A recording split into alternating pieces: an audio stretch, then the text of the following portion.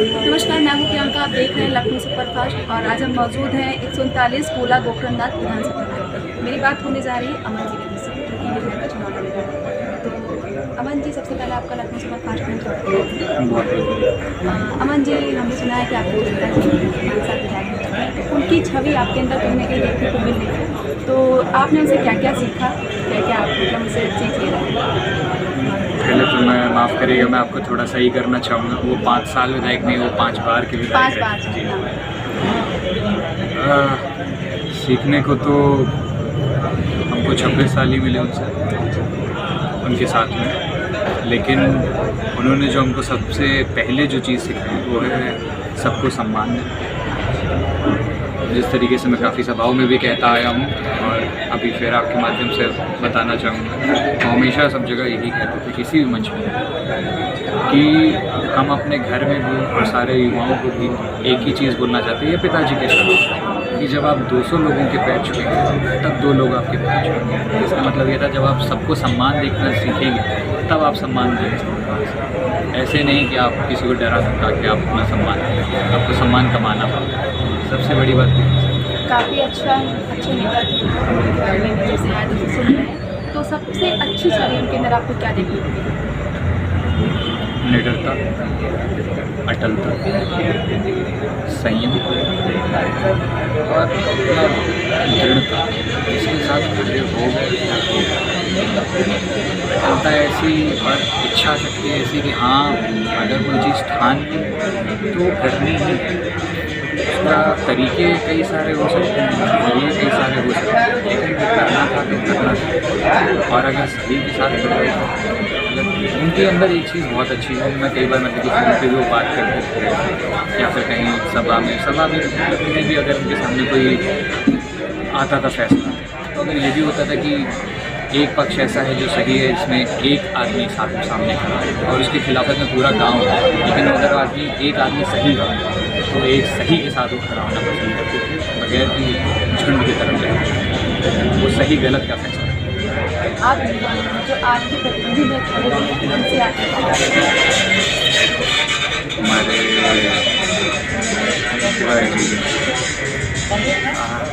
ज़्यादा मैं कुछ नहीं कहना चाहूँगा।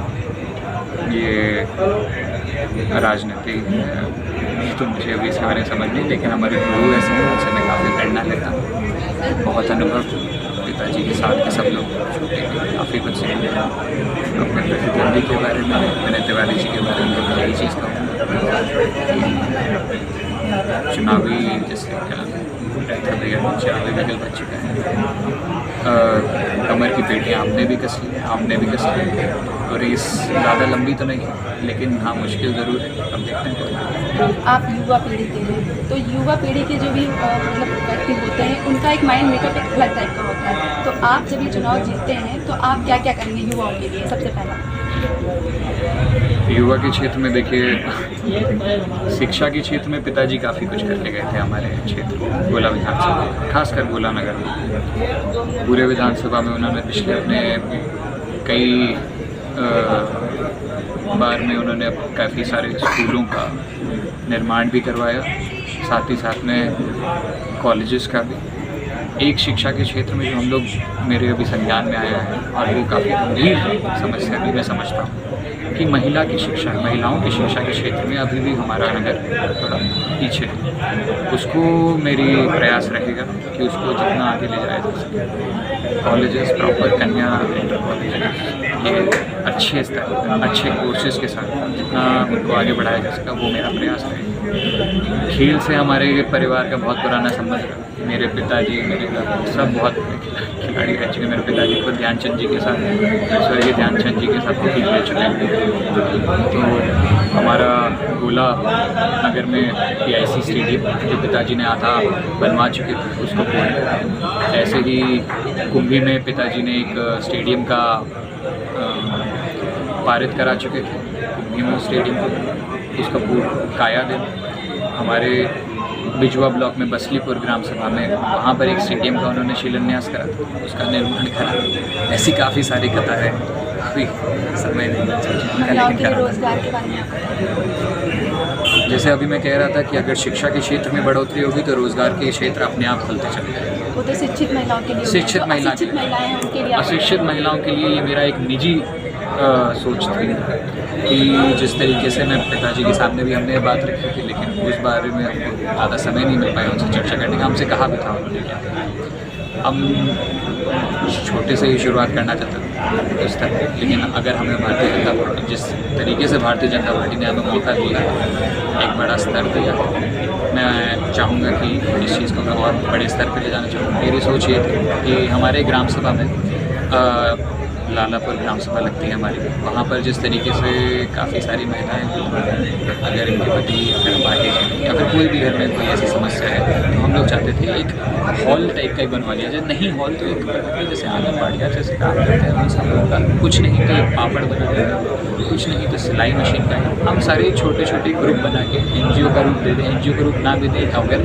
जितने भी स्थापित लोग हैं गोला में, अगर वही सब लोग एक ग्रुप बना के इन लोगों की मदद करें और इन लोगों का एक स्मॉल स्केल पे बिजनेस चालू करते हैं। भारतीय जनता पार्टी ने भी इसमें काफ़ी मदद करी थी, योजना में गए थे, इसके लघु उद्यान के रूप में उन्होंने निधि भी देता है।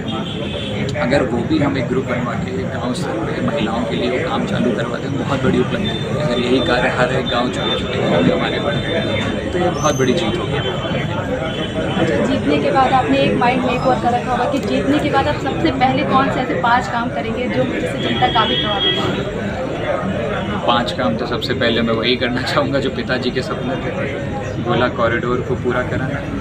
माननीय मुख्यमंत्री जी, यशस्वी माननीय मुख्यमंत्री योगी आदित्यनाथ जी का उसमें बहुत आशीर्वाद, पूरी भारतीय जनता पार्टी का उसमें आशीर्वाद। गोला भोले बाबा का ये मंदिर और ये कॉरिडोर जो बन रहा है, ये पिताजी का सपना, पिताजी का ही नहीं सपना बल्कि पूरे नगर का, पूरे विधानसभा क्षेत्र का, ये 96 से भी पहले का सपना है जो हमेशा उठता रहा।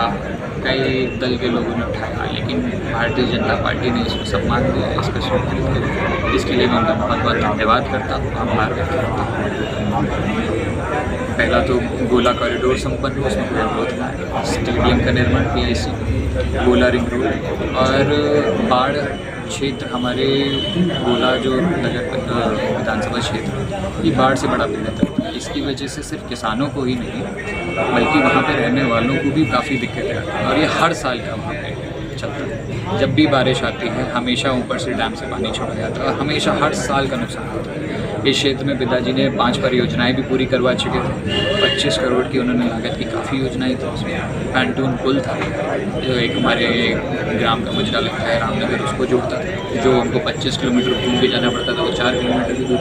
ये काफ़ी ऐसी योजनाएं थी, अगर ये पूरी तरीके से पारित हो जाती हैं, पूरी तरीके से हम इसमें कामयाब होते हैं अपने पूरी प्रयास करके, तो जितना मैंने देखा है, जितना मैंने समझा, हमारा पूरा क्षेत्र बाढ़ से मुक्त हो जाएगा। यही सबसे बढ़िया हमारे लिए।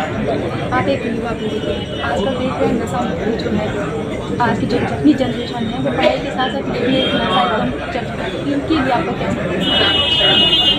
दूर रहें, बच के रहें, ना करें तो उससे भी बेहतर करोगे भैया। बचाने के लिए मेरे पास बताइएगा, मैं कुछ नहीं करूँगा, मेरे से आशा है इस चीज़ सुपरफास्ट के लिए आप क्या कहना चाहेंगे?